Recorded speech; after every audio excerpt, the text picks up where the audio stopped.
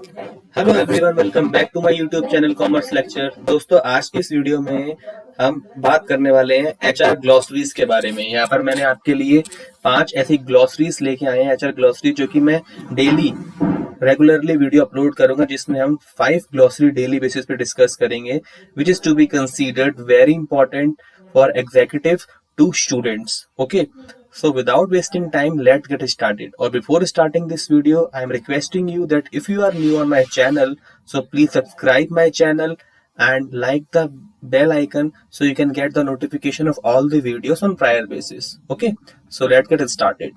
So if I talk about HR glossary, so HR glossaries क्या होती हैं? So HR glossaries का मतलब होता है कुछ ऐसे words और phrases जो कि प्रोबेबली यूज्ड किए जाते हैं एचआर प्रोफेशनल्स के through eight their work places. मतलब कुछ ऐसे शब्द या कुछ ऐसे फ्रेजेस और वी कैन से सेंटेंसेस जो कि एचआर प्रोफेशनल्स के द्वारा यूज्ड किए जाते हैं while they are interacting with their employees और while they are taking any kind of decision in the form of organisation. Okay, it is to be considered helpful for students to HR executives in order to understand HR terminologies wisely। मतलब HR के terms को सही से समझने के लिए और अच्छे से उनको अंडरस्टैंड और उनकी स्ट्रेटजीज को वाइजली इम्प्लीमेंट करने के लिए HR ग्लॉसरीज काफी हेल्पफुल होती हैं फॉर HR एग्जीक्यूटिव्स के लिए और उन स्टूडेंट्स के लिए जो कि अपना करियर HR में बनाना चाहते हैं। ओके, तो I hope you would have been clear that what is HR glossaries are.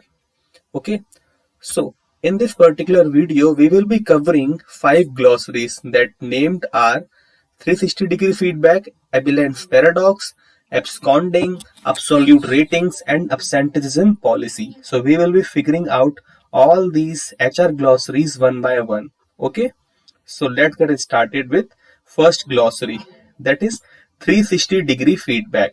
As we all know that in the organizations we are collecting the information from the top level executives, from the employees, in order to get to know about that what the performance of employees and what is the performance of overall organizations. Okay, so when we are collecting feedback from the organization in order to remove the biasness, okay, so it is called 360-degree feedback, or we can say a kind of instrument.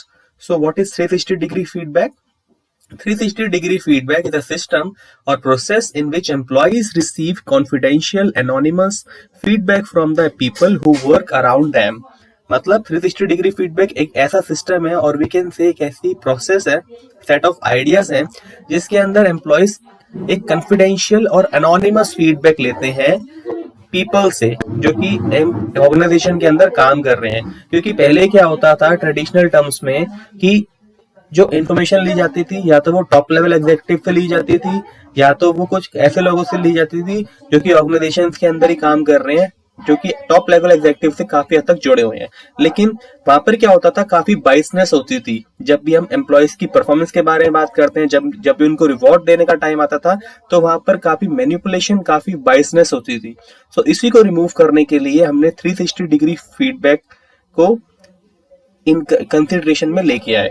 Okay, इसमें क्या होता है, हम feedback इकट्ठा करते हैं और या हम ये कह सकते हैं कि हम इंफॉर्मेशन गैदर करते हैं सभी लोगों से जो कि एम्प्लॉयज हैं और जो कि ऑर्गेनाइजेशन के अंदर कहीं ना कहीं जुड़े हुए हैं। ठीक है, यहाँ पर अब कौन कौन से इन्वॉल्व हो जाते हैं लोग इसमें, जैसे कि मैनेजर्स हो सकते हैं, यहाँ पर पीयर्स इंक्लूड हो सकते हैं। पीयर्स का मतलब जो कि सेम लेवल पे काम कर रहे हैं। ठीक है, दूसरा एंड डायरेक्ट रिपोर्ट्स, इसमें सभी लोगों से हम इंफॉर्मेशन लेते हैं। ठीक है, minimum 8 to 12 people fill out an anonymous online feedback form that asks questions covering workplace competencies।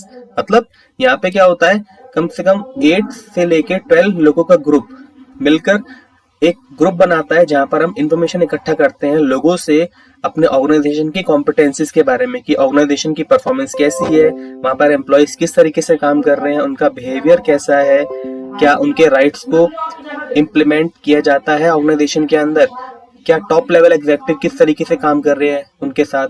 तो ये सभी इंफॉर्मेशन हम लेते हैं सभी लोगों से, whether they are working on the top level, whether they are working on the medium level, or whether they are working on any kind of lower level as well. Okay, इसमें क्या होता है, हमारे क्वेश्चंस इन्वॉल्व होते हैं that could be measured on rating scales, मतलब ऐसे questions जिनको हम रेट कर सकते हैं एक रेटिंग स्केल पर।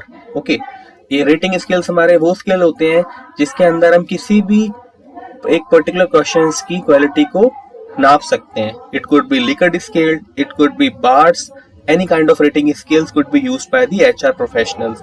और इसमें मेन अच्छी बात यह है कि जो डेटा इकट्ठा कर रहा है, जो फीडबैक इकट्ठा कर रहा है लोगों से, उसको भी अपॉर्चुनिटी मिलती है कि वो सेल्फ रेट करे उन्हीं क्वेश्चंस के ऊपर अपने ऑर्गेनाइजेशन को, जो कि वो सामने जो कि इन्फॉर्मेशन इकट्ठा कर रहा है अलग लोगों से। ठीक है, तो 60 डिग्री फीडबैक ये होता है। इसके मैं आपको एग्जाम्पल भी दिखा देता हूँ कि कौन से एग्जाम्पल होते हैं जो कि हम क्वेश्चन पूछ सकते हैं। दैट इज, यहाँ पर मैंने कुछ क्वेश्चन ले रहे हैं। That is, overall I am satisfied working in this organisation. अगर मैं स्ट्रांगली डिसएग्री हूं तो मैं इन ऑप्शंस को सिलेक्ट करूंगा। अगर मैं मना कर रहा हूं नाइदर, तो मैं 4 to 5 करूंगा। लेकिन मैं अगर एग्री करता हूं कि हाँ ऑर्गेनाइजेशन के अंदर वर्किंग अच्छी है, मैं सेटिस्फाइड हूं उससे, तो मैं इसको 6 to 7 पे क्लिक करूंगा। तो इस प्रकार का मैं क्या करता हूँ, एक क्वेश्चंस, क्लोज एंडेड क्वेश्चंस को मैं सेट आउट करता हूँ क्वेश्चन आयर्स, जिसके अंदर मैं अपने ऑर्गेनाइजेशन के क्वेश्चंस को उनके परफॉर्मेंस के बेसिस पे रेट करता हूँ। उसे हम बोलते हैं 360 degree feedback. Okay, I hope you would have been clear what is 360 degree all about. Next जो हमारी होती है HR glossary, that is Abilene paradox. अब पैराडॉक्स हम सबको पता है, जब कभी भी किसी भी स्टेटमेंट को हम विरोध करते हैं, किसी स्टेटमेंट को हम नहीं मानते, उसके अगेंस्ट में होते हैं, उसे हम बोलते हैं पैराडॉक्स। तो व्हाट इज एबेलिन पैराडॉक्स?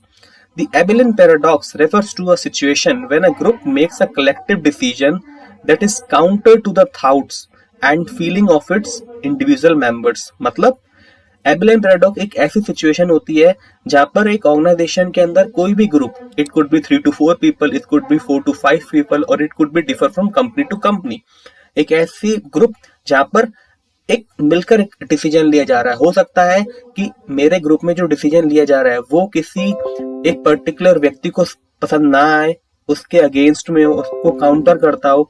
ठीक है, हो सकता है अगर मैं कोई, मेरा ग्रुप कोई इन्फॉर्मेशन डिसीजन ले रहा है तो मुझे पसंद ना आए, ठीक है, या किसी और को व्यक्ति को पसंद ना आए, तो इसी को हम बोलते हैं एबेलियन पैराडॉक्स। जब एक ऐसी सिचुएशन जहां पर इंडिविजुअल्स की प्रेफरेंस को मद्देनजर ना रखते हुए हम एक ग्रुप का डिसीजन लेते हैं। ठीक है, इसमें इन्वॉल्व होता है common breakdown of group communication in which each member mistakenly believe that their own preferences are counter to the group and therefore does not raise objection। मतलब एक ऐसी सिचुएशन होती है जहां पर ग्रुप कम्युनिकेशन नहीं होता, जहां पर हम ग्रुप कम्युनिकेशन को ब्रेक कर देते हैं, जहां पर लोग क्या सोचते हैं कि अगर मैं कोई एडवाइस देता हूं ग्रुप के अंदर तो वो काउंटर ही लगेगा, लोग उसको गलत ही समझेंगे। ठीक है, इसी वजह से उनका कॉन्फिडेंस यहाँ पे लूज होता है और वो कोई भी ऑब्जेक्शंस रेज नहीं करते। ओके, क्योंकि उनके अंदर कहीं ना कहीं एक फियर ऑफ रिजेक्शन बैठा होता है। अब इस टर्म्स को सबसे पहले प्रोपाउंडेड किया गया था जेरी बी हार्वे के द्वारा इन 1974।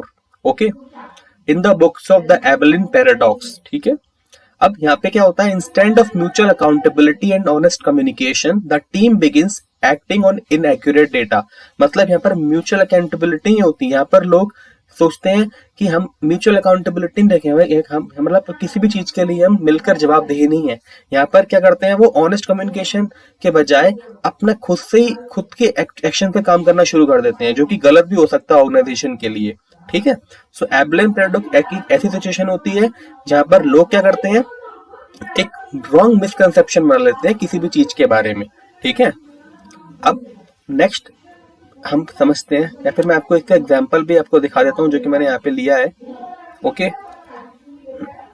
इसका एग्जांपल हो सकता है ये, जैसे कि employees agree about individual problems और organisational losses privately but not in a group discussion. मतलब एम्प्लॉइज ये तो सोचते हैं, इंडिविजुअली सोचते हैं कि ऑर्गेनाइजेशन के अंदर ये प्रॉब्लम है और ऑर्गेनाइजेशन के अंदर ये लॉसेस हो रहा है उस पर्टिकुलर प्रॉब्लम से, लेकिन वो कभी भी उसको ग्रुप में नहीं बताते, ग्रुप में शेयर नहीं करते हैं। क्यों? क्योंकि फियर ऑफ रिजेक्शन उनको कहीं ना कहीं लगता है।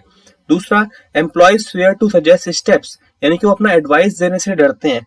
क्यों? क्योंकि वो देखते हैं कि उनका जो भी वो बोलेंगे वो कहीं ना कहीं लोगों को पसंद नहीं आएगा। ठीक है, इसलिए वो 1-to-1 डिस्कशन तो करते हैं जब वो प्राइवेटली कहीं बात कर रहे होते हैं, लेकिन वो कभी भी ग्रुप में या टीम में उसको शेयर नहीं करते। ठीक है, now next HR glossary is absconding. Absconding का मतलब क्या होता है? Absconding means when an employee is not reporting at work for consecutive days and has not informed his managers or peers about his work whereabouts or the reasons of this absence. This situation is called absconding in human resource. मतलब जब कभी भी कोई भी employ organisation के अंदर लंबे समय से नहीं आ रहा हो किसी भी कारण से, ठीक है, और वो कहीं किसी भी व्यक्ति को रिपोर्ट ना करे जिसको उसे रिपोर्ट करना है, ठीक है, सो उसको हम बोलते हैं absconding। जब एग्जाम्पल के लिए अगर मैं किसी ऑर्गेनाइजेशन के अंदर काम कर रहा हूं और मैं अपने मैनेजर को या किसी भी ऐसे व्यक्ति को जैसे मुझे रिपोर्ट करना है उसको बिना बताए मैं छुट्टी ले रहा हूं, ठीक है, या उसको रिपोर्ट नहीं कर रहा हूं, कोई भी मेल नहीं कर रहा हूं, तो ऐसे टर्म को हम बोलते हैं एचआर टर्म्स के अंदर एब्सकॉन्डिंग, की एम्प्लॉय फरार हो गया है, ठीक है, बिना किसी को इन्फॉर्म किए। ओके, एग्जाम्पल के लिए जैसे कि 1 मिनट, हाँ, यही है मेरा एब्सकॉन्डिंग का टर्म्स। अब नेक्स्ट टर्म आता है मेरा एब्सोल्यूट रेटिंग। अब एब्सोल्यूट रेटिंग क्या होती है? Absolute rating is a method where the rater assigns a specific value on a fixed scale to the behavior or performance of an individual instead of assigning ratings based on comparison between other individual।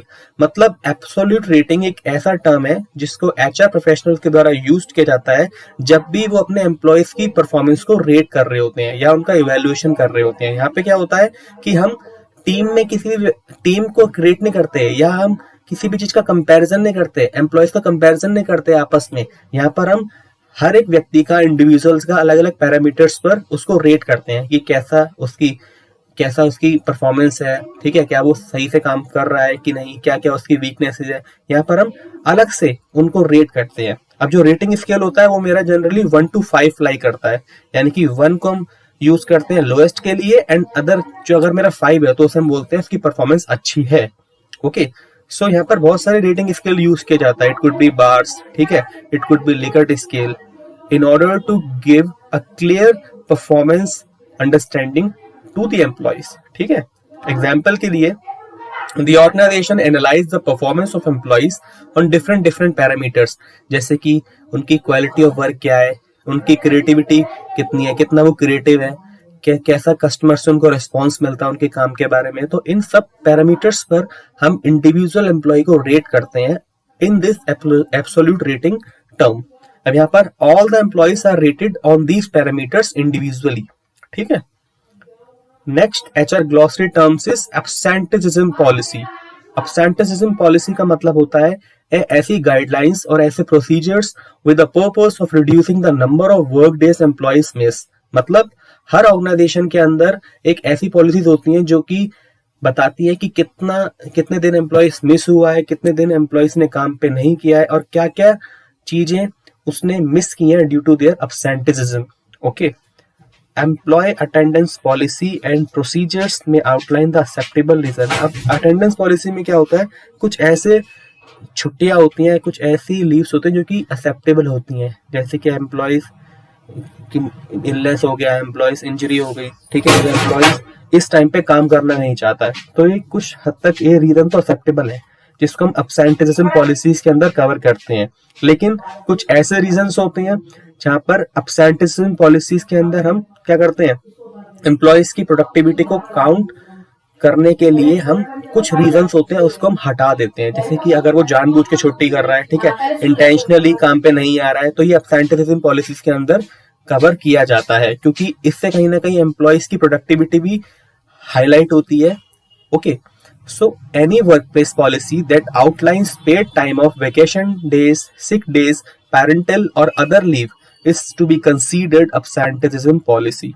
Okay, so ये सारे terms जिसमें हम vacation days, sick days, parental leave, employees की कितने घंटे उसने काम किया है, इसको हम एब्सेंटेजिज्म पॉलिसी के अंतर्गत कवर करते हैं। ओके, सो आज की इस वीडियो में इतना ही। नेक्स्ट वीडियो बने रहने के लिए हमारे चैनल को लाइक कीजिएगा और सब्सक्राइब कीजिएगा। Thanks for watching.